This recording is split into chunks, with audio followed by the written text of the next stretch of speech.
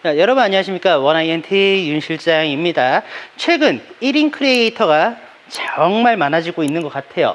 지금 이것처럼 핸드폰으로 촬영하는 분들도 분명히 계실 거고요. 자, 그리고 지금 이 화면처럼 미러리스 카메라 가지고 촬영하는 분들도 상당히 많으실 거라고 봅니다. 뭐 촬영하시는 분들에 따라 가지고 뭐 많이 왔다 갔다 할 거예요. 자, 그런데 여러분들 편집은 어떻게 하고 계세요? 촬영 규모에 따라 가지고 뭐 달라지긴 하겠지만 이제 뭐 IT 유튜버들 같은 경우에는 생각보다 이 행사장 같은 데에 많이 초청을 받기도 합니다. 근데 이런 그런 IT 유튜버 분들 아마 아시겠지만 이런 행사장 같은 데 가면은 빨리 촬영해 가지고 이게 좀 약간 남들보다 빨리 올려야지 좀 조회수도 좀 잘 나오고 약간 좀 그런 것도 없잖아 있단 말이죠. 그렇기 때문에 최대한 현장에서 빠르게 촬영을 한 뒤에 빠르게 편집을 해 가지고 영상을 업로드하는, 어떻게 보면 이제 그 시간 경쟁 뭐 이런 것도 분명히 있습니다. 그런 이유에서라도 노트북을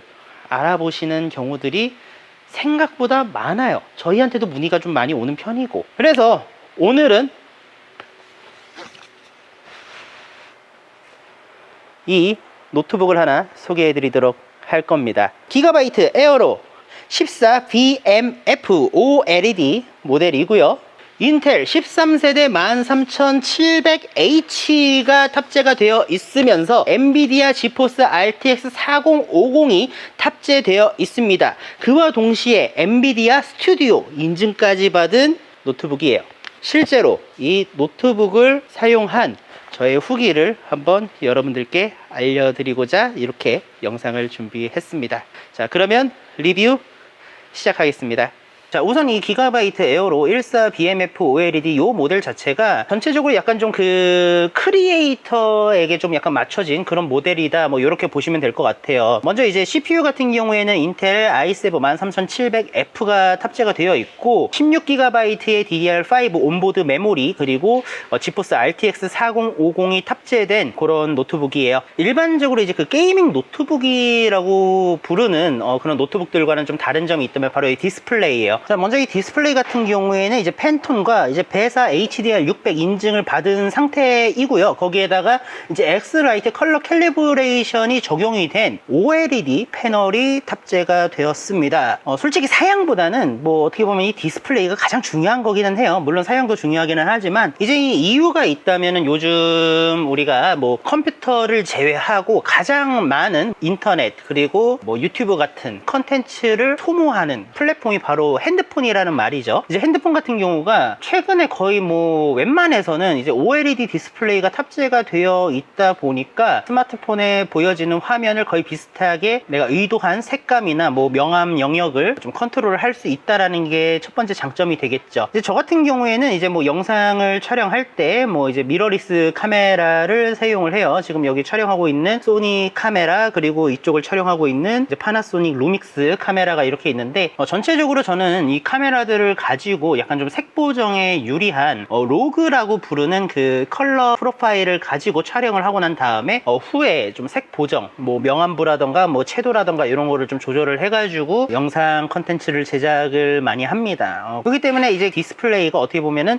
이제 크리에이터를 위한 노트북이다라는 거를 조금 더 크게 어필을 할 수 있다, 이렇게 볼 수가 있을 것 같습니다. 그리고 이제 저 같은 경우에 또 이 제품을 또 선택을 했었던 이유 중 하나가, 보통 이제 뭐 크리에이터 분들이 좀 요런 노트북을 구매를 해가지고 사용을 하실 때, 특히 뭐 야외 같은 데서 이제 뭐 사용을 하실 때 많은 분들이 가끔 얘기를 하세요. 이제 뭐 외부에서 뭐 이런 그 영상 편집이라던가 뭐 아니면은 급격하게 뭐 수정안 같은 거 날라오면 수정을 하거나 뭐 그럴 때 대비를 하려고 어느 정도 이제 좀 사양이 높은 노트북을 구매를 하셨는데 잘 들고 다니지 않는 분들 저 진짜 많이 봤어요. 그 이유가 뭐냐면은, 이게 보통 이제 노트북은 그래 뭐 가벼워, 뭐 가볍고 이제 뭐 휴대하기 좋은 걸 선택을 했어. 근데 어댑터, 충전 어댑터가 거의 뭐 벽돌급으로 해요. 막 대부분 막 큰 게 막 보통 따라와가지고 와, 어댑터 때문에 못 들고 다니시더라고요. 거의 대부분 모델이 그럴 거예요. 배터리 모드에서는 어느 정도 성능 제한이 걸립니다. 무거운 작업을 하셔야 되는 분들 같은 경우에는 사실상 어댑터는 필수적으로 가지고 다니셔야 되는 경우들이 많죠. 이 제품 같은 경우에도 어댑터는 동봉이 되어 있습니다. 어댑터가 뭐 이래요. 어댑터 지금 뭐 제가 케이블 해가지고 이렇게 묶어놨는데, 어댑터는 보면은 이렇게 생겼습니다. 그래도 뭐 생각보단 그래도 뭐 작고 뭐 크게 무게감은 있지 않아요. 뭐 그런 부분 때문에 사실상 뭐 얘가 뭐 크게 걸림돌이 된다는 뭐 그런 생각은 없기는 한데, 근데 저 같은 경우에는 저 어댑터를 솔직히 들고 다닌 적은 없습니다. 한 두 번 썼나? 자, 옛날에는 보통 이제 이렇게 생긴 DC 어댑터라 그러죠. 요거 요 DC 어댑터를 이용해 가지고 충전을 했어요. 그러니까 자, 이러한 DC 어댑터가 상당히 골칩니다. 전 개인적으로 그렇게 생각을 해요. 실제로 이런 노트북 어댑터 같은 경우에는 만약 고장이 나거나 분실할 경우에는 뭐 방법이 없어요. 고객센터 같은 데다 연락을 하셔가지고 제품 모델명에 맞는 어댑터를 별도로 구매를 하시는 게 가장 맞지 않나, 그렇게 말씀을 드리는데, 또 몇몇 업체들은 그 어댑터를 별도로 구매할 수가 없으니까 뭐 몇 볼트 몇 암페어 규격에 맞는 DC 어댑터 구매하세요 라면서 고객님한테 그 구매를 전가하는 그런 업체도 있나 봅니다. 이 제품은 충전 단자가 USB-C 타입이기 때문에 USB PD 충전기가 이게 요즘 한 100W급이 한 5만원 좀 내외로 하던 걸로 제가 기억을 하거든요. 뭐 어떻게 보면은 정품 충전기보다 뭐 무겁다, 뭐 불편하지 않냐, 뭐 이렇게 얘기를 하실 수가 있는데, 그래도 요거는 노트북뿐만 아니라 내가 이제 뭐 핸드폰을 충전한다던가 뭐 여러 방면에서 내가 쓸 수가 있잖아요. 뭐 이게 한두 개 더 연결을 해가지고, 저 같은 경우에는 저 정품 충전기 하나 가지고 다니는 것보다 요거 하나 가지고 다니는 게 짐 챙기는 데 있어가지고 조금 더 효율적이었다, 이렇게 볼 수가 있었고요. 야외에서 갑작스럽게 사용을 해야 되는 그런 순간이 한두 번 있었거든요. 그럴 때는 보조 배터리입니다. 자, 이거는 이제 140W 출력을 가진 25000mAh 짜리인데 상당해요. 요걸 이용해 가지고 충전을 하면서 썼습니다. 요거를 끼워 놓으면은 돼요. 요걸로도 커버가 됩니다. 충전 어댑터도 그렇고 이런 보조 배터리도 그렇고 최소 이제 100W 이상 출력이 가능한 그런 제품이면은 이 기가바이트 에어로 14 BMF OLED 이 제품을 사용하는 데 있어 가지고 크게 문제가 없었다, 뭐 이렇게 말씀을 드릴 수 있을 것 같습니다. 성능 부분에서는 우선은 제가 말씀드릴 수 있는 거는 당연히 뭐 제가 사용하는 소프트웨어에서겠죠. 저 같은 경우에는 이제 주로 많이 사용을 했던 프로그램은 프리미어랑 포토샵, 이렇게 두 가지를 사용을 하고 있습니다. 촬영을 하는 기기 있잖아요. 일반적으로 우리 핸드폰으로 촬영된 파일, 그리고 이제 액션캠, 뭐 고프로라던가 뭐 인스타 360, 뭐 오즈모 액션, 뭐 이런 액션캠들로 촬영이 된 파일들은 크게 무리가 없이 편집이 가능합니다. 뭐 해상도도 뭐 FHD서부터 4K까지 모두 전부 다 무리 없이 편집이 가능한 그 정도의 성능을 가지고 있어요. 이제 카메라가, 그러니까 이제 영상 원본 소스를 영상 촬영할 때 제가 이제 앞서 말씀드렸듯이 그 로그라고 하는 이제 프로파일로 이제 영상을 촬영한다고 제가 말씀을 드렸던 것만큼이나 영상 그 좀 용량이 좀 큰, 데이터량이 좀 많은 그런 코덱을 사용을 해야 되는데, 그렇게 되면은 우선 영상이 용량이 되게 커집니다. 용량이 되게 커지고, 용량이 커진다라는 거는 그만큼이 또 많은 데이터를 담고 있다라는 거거든요. 노트북 가지고 색 작업을 하고, 그리고 컷 편집하고, 아니면 뭐 완성된 그 영상 소스를 내가 좀 이제 좀 수정을 하는 약간 그런 정도까지는 가능해요. 그래가지고 저 같은 경우에도 이 노트북 가지고 영상 이제 로그 파일로 촬영한 색 보정을 하고 어느 정도 이제 간단한 작업을, 어느 정도 이제 큰 틀을 잡아 놓은 다음에 상당히 높은 사양의 PC로 작업을 마무리를 합니다. 뭐 이제 그때부터 뭐 효과를 좀 더 넣는다던가, 뭐 트랜지션이라던가, 뭐 자막이라던가, 뭐 기타 등등 작업은 그쪽 PC에서 이제 보통 작업을 하게 돼요. 이 시스템 메모리가 16기가라는 점이 좀 그런 것 같아요. 어제 아무래도 좀 영상 데이터가 크면 클수록 메모리, 그러니까 램을 좀 많이 활용을 하게 되는데, 이렇게 좀 고성능 카메라로 촬영한 소스들 같은 경우에는 램의 용량이 좀 많이 높아야 된다라는 거 어느 정도 이제 인지를 하시고 계시기 때문에 16기가라는 메모리가 조금 이 부분이 조금 아쉽네요. 32기가로 나왔었으면은 거의 웬만한 또 무거운 작업도 어느 정도 다 가능했을 거다라는 게 제 개인적인 생각이고, 그 부분이 조금 아쉽습니다. 좀 요약을 다시 한번 좀 해드리자면은 핸드폰이나 액션캠으로 촬영한 뭐 FHD 해상도의 영상, 그리고 4K 해상도의 영상, 뭐 이거는 크게 무리 없이 편집을 하는 데 있어 가지고 사용이 가능했고요.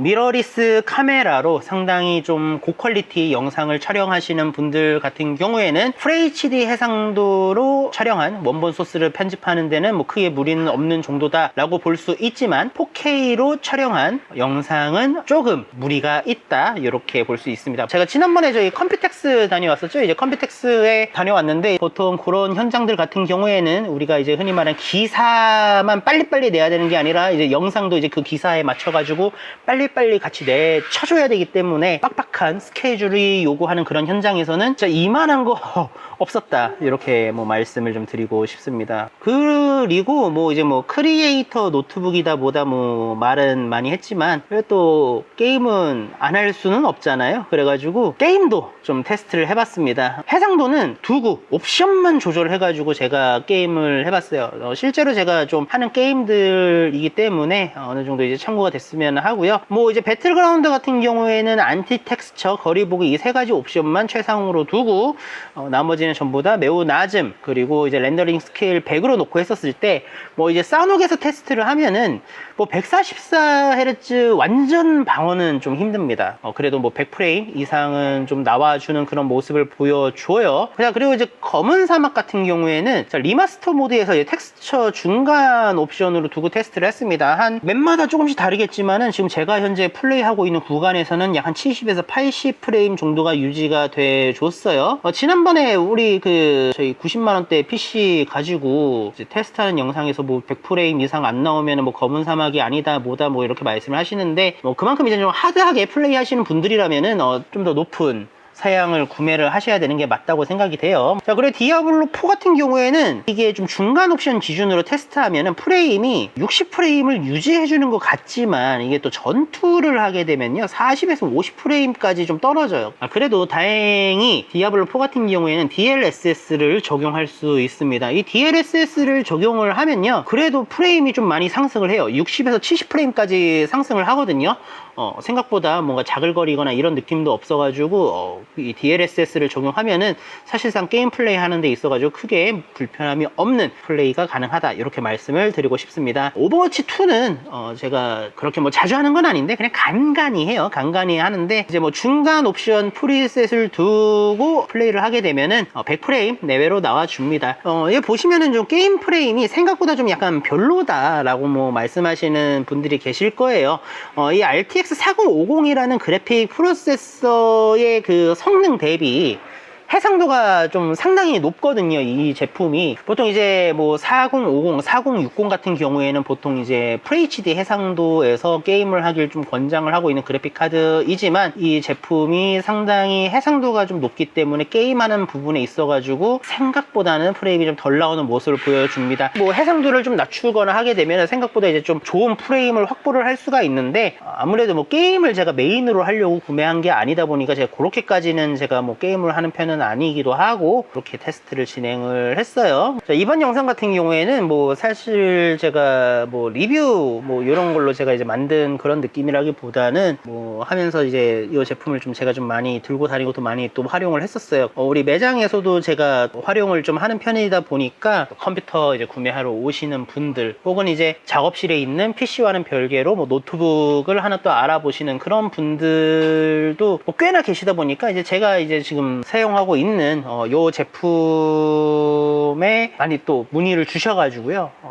매번 저희 같은 말 또 하고 같은 말 또 하고 같은 말 또 하고 요게 많이 귀찮아서 이 영상을 만들었습니다. 이거 뭐 어떻게 활용하냐, 뭐 왜 이걸 샀냐, 뭐 이런 거를 물어보시는 분들이 있다면은 그냥 이 영상 링크 드리고 이거 보세요 하고 그냥 남겨드리려고 그냥 이렇게 영상을 준비를 한 거고요. 리뷰나 뭐 이런 것과는 좀 별개로 그냥 제가 실제적으로 사용하고 있는 장비들을 하나둘씩 소개해드리는 영상을 좀 준비를 해보면은 어떨까. 조명도 지금 준비가 되어 있고 짐볼도 있고 뭐 트라이팟 뭐 제가 지금 이거 어떤 마이크를 사용을 하는지 천천히 좀 설명을 좀 드리면은 좋은 기회가 될 것 같다 이렇게 말씀을 드리고 우선은 뭐 오늘 영상은 여기까지고요. 원래 처음에 기획했었던 대로 영상이 만들어질 수 있었다면은 조금 더 이제 여러분들한테 상황 설명하는 게 좀 쉬웠을 텐데 그게 좀 불가능해서 좀 마음이 아프지만 그래도 뭐 어느 정도 여러분들에게 유익한 영상이 됐길 바라면서 이번 영상 마치도록 하겠습니다.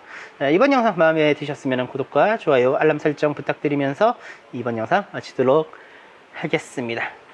그러면은 여러분 다음 영상에서 다시 봬요. 감사합니다.